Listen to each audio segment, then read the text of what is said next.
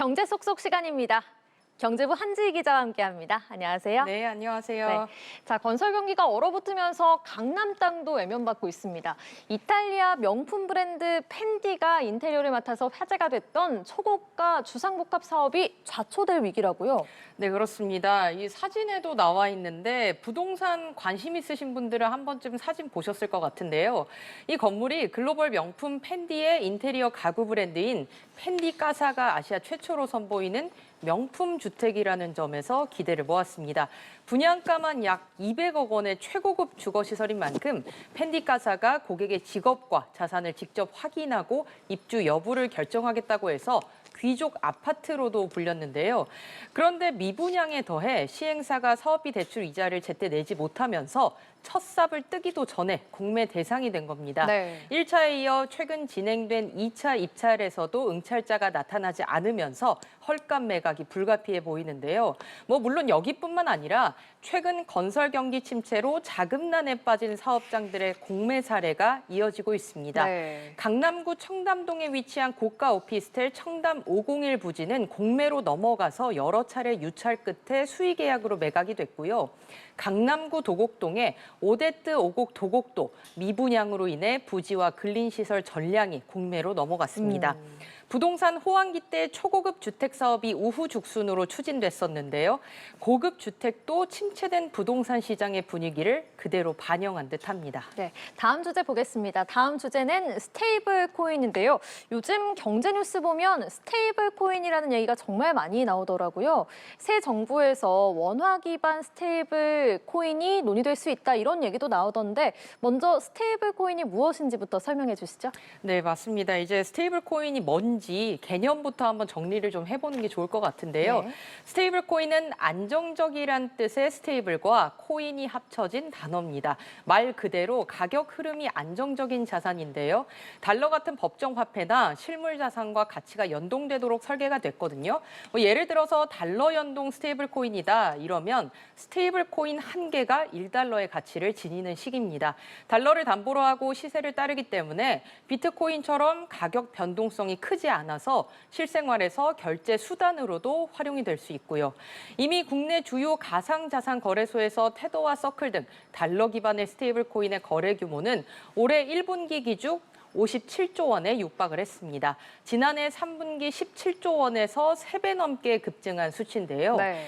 가상자산의 특성을 살려서 빠르고 간편하게 24시간 내내 실시간으로 거래가 가능하고 수수료도 낮아서 실물 화폐를 대체할 것이다. 이런 전망까지 나오고 있습니다. 네, 그런데 우리나라에서도 원화를 기반으로 스테이블 코인을 만든다 이런 얘기입니까? 네, 그렇습니다. 이제 이재명 대통령이 대선 후보 시절부터 원화 스테이블 코인 시장을 이렇게 만들겠다 이렇게 이야기를 했었거든요. 여당에서도 디지털 자산 관련 법안을 내놓으면서 이 산업을 국가 차원에서 전략적으로 키우겠다 이렇게 하고 있는데 한국은행은 생각이 좀 다른 것 같습니다. 네. 한은은 시중은행이 아닌 핀테크 등 비은행 민간 기업이 발행하는 거에는 반대 입장을 보이고 있습니다.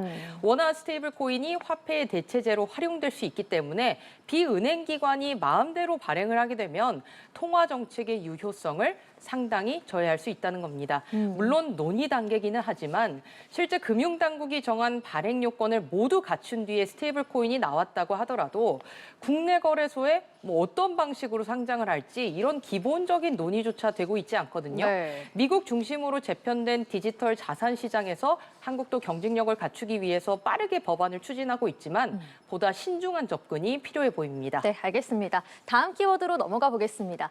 요즘에 맛있게 건강까지 챙기는 사람들이 늘면서 식품업계가 저당, 제로 식품들 많이 내놓고 있는데 특히 제로 식품 같은 경우에는 당이 정말 제로인지 궁금하더라고요. 어떻습니까? 네, 그렇습니다. 이제 말씀하신 것처럼 요즘 먹거리 보면 제로, 빵, 이런 거 많이 나오잖아요. 네. 그래서 어떤 차이가 있는지 한번 가져와 봤거든요. 이제 저당 식품은 말 그대로 일반 식품들에 비해서 상대적으로 당의 함량이 적은 거고요.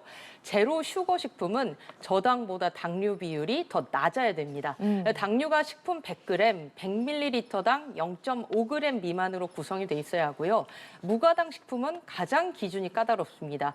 설탕은 물론이고 첨가당까지 사용하지 않아야 돼요. 예. 그러니까 우리가 먹는 제로 식품에는 단맛을 내는 대체 감미료가 사용된 겁니다. 당류는 영양 성분을 표시할 때 의무적으로 표시되어야 하지만 감미료는 그렇지가 않거든요. 그러니까 이제 식품 제조사들이 광고를 할 때 당류가 0g이다 이것만 강조를 하고 감미료 사용은 알리지 않는 거죠. 그러니까 소비자들로 하여금 제로 식품이니까 열량도 낮아서 건강에 좋을 거다 이런 생각이 들게 하는 겁니다. 네. 특히 제로 소주 같은 경우에는요 열량이 일반 제품과 큰 차이가 없거든요. 오. 최근 아이스크림빵, 라면까지 다양한 제로 식품들이 쏟아져 나오고 있는데요. 제로 설탕이 설탕보다는 낫지만 남용은 위험할 수 있습니다. 예.